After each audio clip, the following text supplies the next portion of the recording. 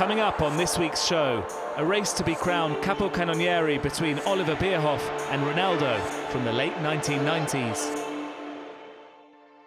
At the other end of the pitch, one of the great defenders, Franco Baresi.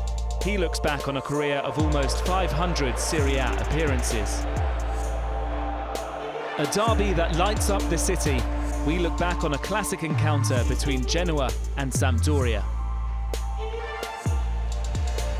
But we begin with Alberto Gilardino, a forward who scored 188 goals in the Italian top flight, the same number as Alessandro Del Piero.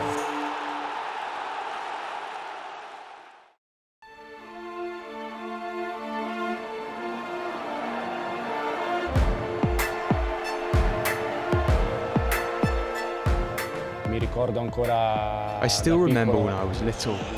I dreamt of one day playing at a high level. It was a dream I was able to achieve, largely because of the support from my family. It's also down to myself because of the willpower, dedication and humility that I showed over all those years that I played. Now I am the coach of Pro Vercelli. I had this opportunity, a big opportunity for me, for my development. I'm proud to be here and I have a lot of desire, a lot of enthusiasm for this season. Pro Vercelli has a very prestigious history. This club has won 7 Scudetti. I had the chance to come here, to this city which is close to where my family still live. So for me, it meant I could be closer to home. And it's also an exciting challenge, because this year the objective is to help the younger players in the team to develop. So I'm here to contribute to the development of this side.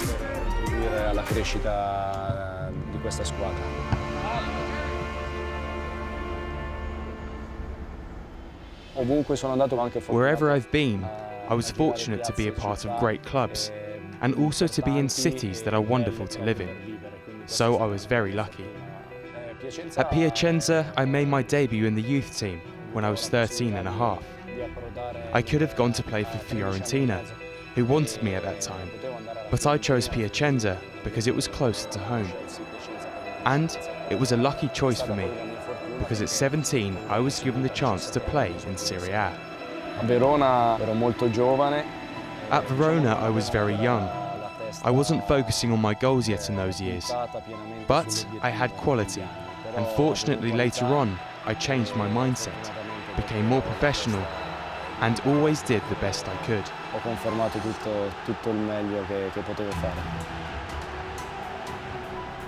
I had a car accident when I was playing for Verona. I was really young, 18 years old. The car flipped over close to a river and we ended up in the water. Luckily the car stayed upright and we were all able to get out via the windows and get to the riverbank. There was definitely someone looking out for us because we were still alive. I had the chance to establish myself as a player in the years that followed. Parma was an important experience for my development, both as a man and a footballer. I scored more than 50 goals in 3 years. It was a fantastic time for me, and I'll always remember it.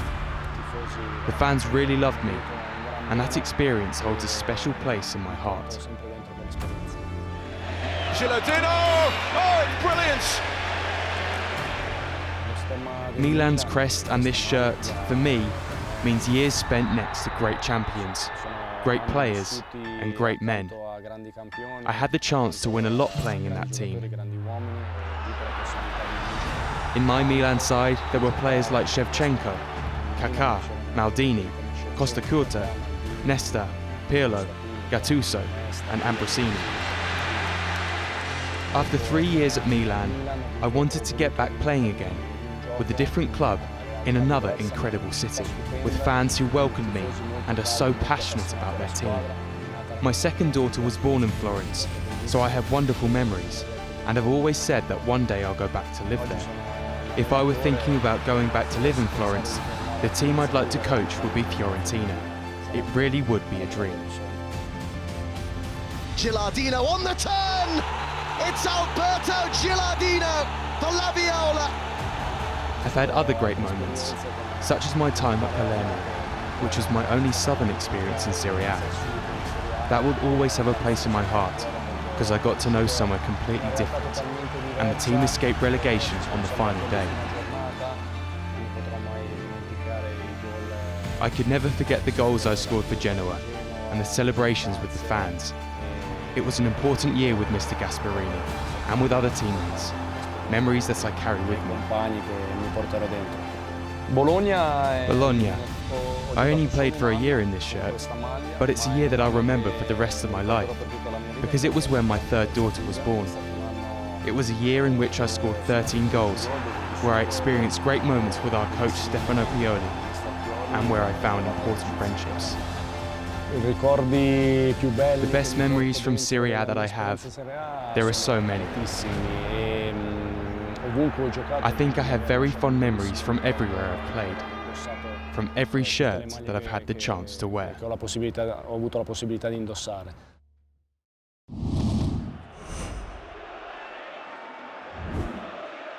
2016 in Serie A begins with a 111th Genoa derby, with both sides hoping to use this as a launching pad for the second half of the season. Hasn't been a happy fixture this in the last half dozen for Genoa.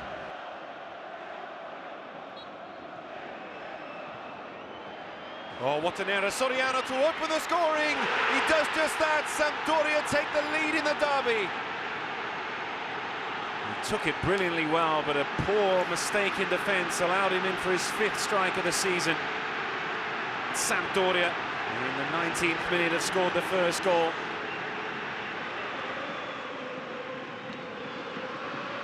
Referee is going to allow that to go on. Indeed he does, through the legs from Campionato, returned by Cassano, and the Colombian into the Genoa area, needs the pass, pulls it back, Barreto, and now Cassano doesn't get there, Eder, and he puts it in. Sampdoria at the second, and it's the top scorer, Eder. And he scores. Sampdoria take points in the game, and they've got a 2-goal advantage, so it's all on Genoa here, and the Sampdoria end is bouncing. Silence at the other end. Genoa 0, Sampdoria 2.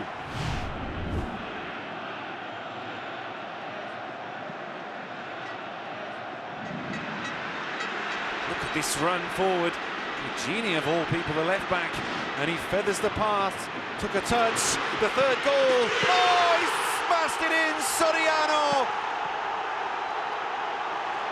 And it was Regini with his run, getting beyond Di Maio.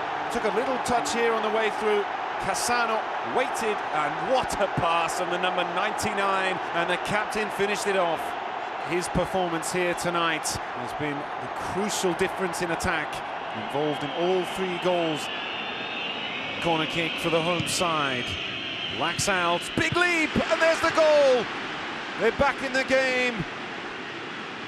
Well, Pavoletti finally comes good. Free header inside the area, gets his 6th of the season, but crucially, Genoa with a lifeline in this game.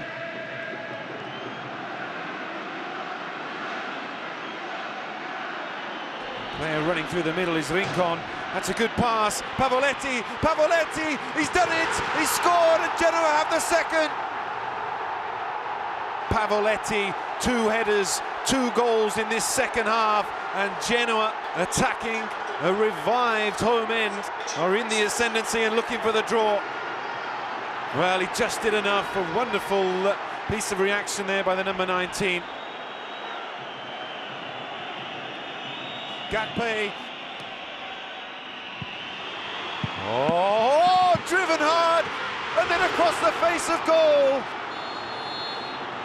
Whipped in, driven hard by Suso, clatters Zukanovic.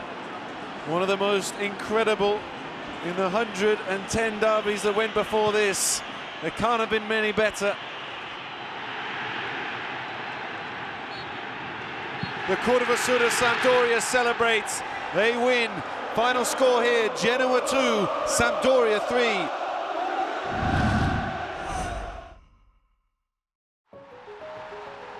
Over the years in Italy, the race to become top scorer each campaign and be crowned capo cannoniere has captured the nation. and it was the 1997-98 season which saw the Brazilian phenomenon Ronaldo go head-to-head with the German target man Oliver Bierhoff in what would become the highest scoring award in 37 years. The summer of 1997 saw some spectacular signings from abroad, but there was one that stole the headlines around the globe when Inter broke the then world record transfer fee to sign 20-year-old Ronaldo from Barcelona. And he got off the mark in just his second game for the Nerazzurri. This is Djorkaeff into Ronaldo, lovely turn and a beautiful finish. The first goal in an Inter shirt for the world's most expensive player. A week later, starting his third season at Udinese, Bierhoff fired 2 past Milan to guide his team to back-to-back victories. Unbeknownst to them, the pair would stay neck and neck until one was eventually crowned top scorer. During the autumn, Inter maintained their position at the top of the table thanks in part to the attacking prowess of Ronaldo. Meanwhile, Udinese were ascending the table as the German found the form of his life. Ignacio, Bierhoff. Oh, what a wonderful goal! A magnificent strike to break the deadlock. By mid-December, Udinese were third and coming up against the league leaders Inter. Ronaldo led by a single goal going into this game, and in the 91st minute, Udinese looking dangerous. Bierhoff! Brilliant! Oliver Bierhoff with a trademark header to send the Friuli into raptures. They might have just inflicted Inter's first defeat of the season. At the turn of the year, Inter slipped to second and were unable to regain the top spot. But the Brazilian, who was setting the league on fire, was awarded the most coveted individual prize in European football, the Ballon d'Or. The two would continue to battle it out, and it wasn't long before both surpassed the 20-goal mark. That's an inviting ball! Ronaldo scores! Who else would it be? April saw them meet again, and it was Ronaldo this time who was able to capitalise. Inter would eventually finish second behind Juventus, with their Brazilian forward reaching 25 goals. But in his final 5 games, Bierhoff scored 8 times to pip Ronaldo and become capo cannoniere.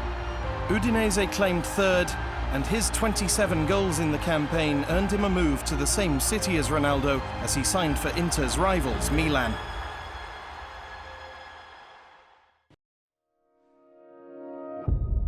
The red and black colours mean everything to me, because I've always been a fan of Milan, ever since I was a child. I grew up with these colours, and I ended my career in them. Playing for a single club isn't something that happens very often. Milan was more than a club for me. It was a family, because I started wearing these colours when I was only 14 years old, and I'm still here. I've been on a long journey with this club. I suffered for the first few years, but then it improved a lot and gave me great satisfaction. My first real achievement was winning the Scudetto when I was only 18 years old. Playing with my idols was a dream come true. I'm referring to Gianni Rivera, who was the captain. It was his last season, and playing with him made me feel so proud and taught me a lot. My second achievement was different. I had greater responsibilities. I'd grown up. I was more mature, and I was a captain. Therefore, it was a different and unique feeling that made me very proud. I was the captain of a great team like Milan. My dream had come true, and I was living it.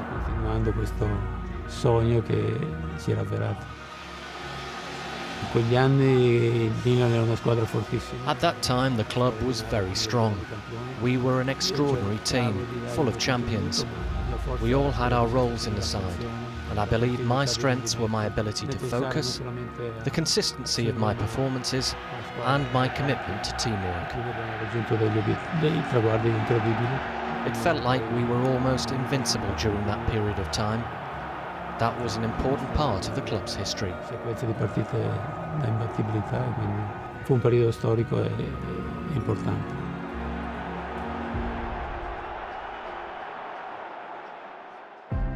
San Siro is an extraordinary stadium with Milan and Inter, two amazing and historical clubs. The derby games received a great deal of attention.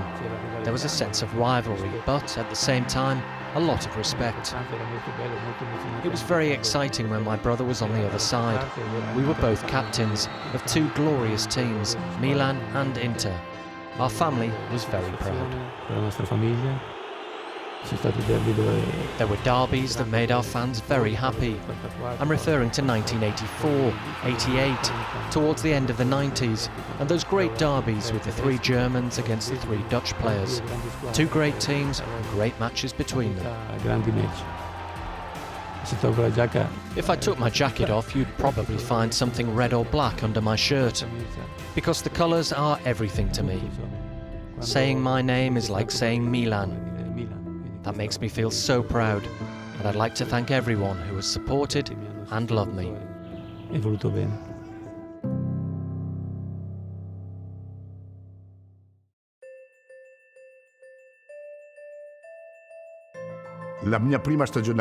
My first season at Inter was fantastic. It was the record-breaking 1988-89 campaign in which we racked up 58 points.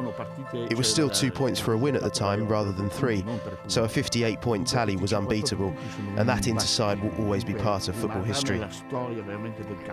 This Inter was the team with Bremer, Matthäus, Zenga, especially me, and my dear friend Aldo Serena, who was the top goalscorer that year. It was an Inter side with great balance. Gianfranco Mattioli was already in place in the heart of the midfield, and the arrivals of Berti and German international Lothar Matthäus in the summer of 1988 gave the team incredible quality in that area of the pitch. With Lothar coming in, I think we had one of the best midfields in Europe, or even the world. We also had Mattioli in front of the defence, who played in, let's say, the Pirlo position, protecting the back line. We then had two brilliant attacking midfielders in Matthäus and myself.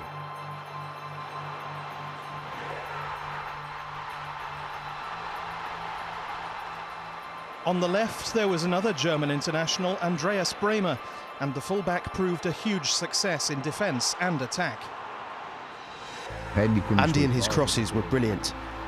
He joined Inter with Matthäus, and he was already one of the top players in Europe, but Bremer wasn't as well known. He went on to do some incredible things. He'd cross with his right foot or his left foot, and he was the big surprise package during the record-breaking year. In a league packed full of quality, Arrigo Sacchi's defending champions Milan were just one of the threats. The derby is the derby, and both teams were so good at the time. Milan were winning the European Cup, and Inter were winning the UEFA Cup. Italian football was so dominant back then. The top players around the world all played in Italy. There were top coaches too, and in Giovanni Trapattoni, Inter had one of the very best. I love him. He turned 80 recently, and I called him up personally. He really is a second father. I used to have a bit of a rebellious streak, and every now and then I'd go out in Milan. And he'd tell me off. Be careful, Nicolino. Milan is dangerous. He was a second father, and I followed all the advice that he gave me. We have a great understanding.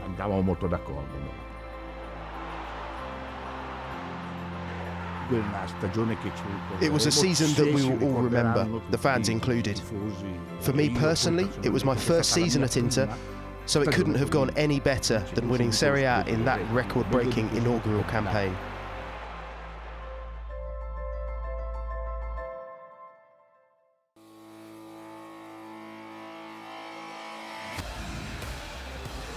Nedved surges forward, looking at options.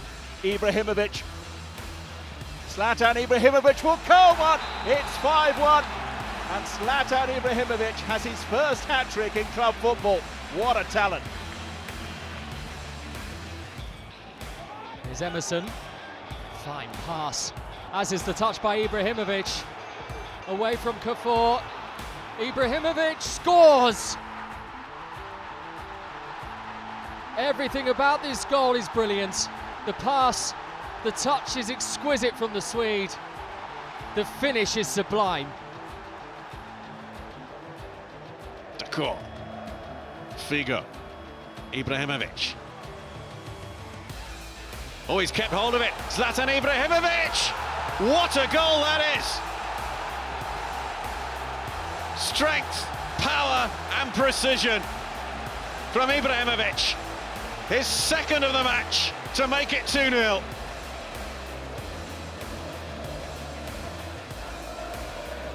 Here's Adriano. Moras across to try and deal with him. Oh, Adriano's done well, and Ibrahimović with a moment of sublime skill. Just glorious.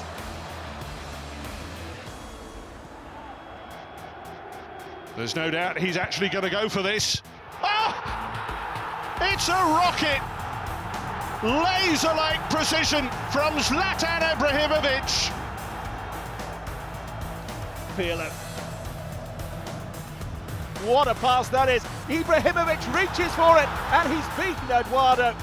And Milan have the lead. Zlatan Ibrahimović, only he could do that. And Thiago Silva to float it in towards Ibrahimović, who controls and finishes. And gives Milan the lead on the stroke of half-time. Just got away here from Campionato and beat Boric comfortably.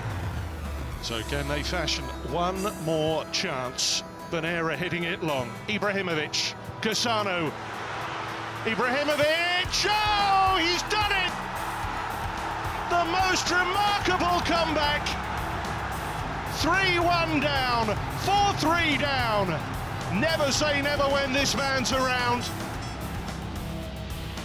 Pirlo, Ibrahimović, Martinez right there with him. Ibrahimović scores! Outstanding! The little drop of the shoulder, and then the shot. Terrific.